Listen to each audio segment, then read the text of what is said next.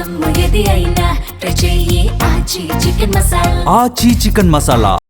రకరకాల రీజన్స్తో వార్తల్లో ఉండే హీరోయిన్లు చాలా మందే ఉంటారు.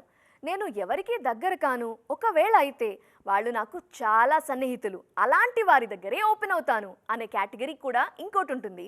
మిస్ సంయుక్త మీనన్ అని పేరు చివరి తగిలించుకోవటం ఆమెకి ఇష్టం ఉండదు కదా.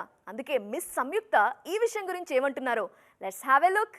సంయుక్త మీనన్ సినిమా చేస్తున్నారంటే ఖచ్చితంగా ఏదో ఒక స్పెషాలిటీ ఉండే ఉంటుంది అనే ఫీల్ క్రియేట్ అయింది జనాల్లో. స్క్రీన్ మీద ప్లెజెంట్ గా కనిపించడమే కాదు, విరూపాక్ష లాంటి సినిమాల్లో పర్ఫార్మెన్స్ తోనూ వావ్ అనిపించగలనని ప్రూవ్ చేసుకున్నారు సంయుక్త. ఈ ఏడాది ఆమెకి చాలా పాజిటివ్ గా స్టార్ట్ అయింది.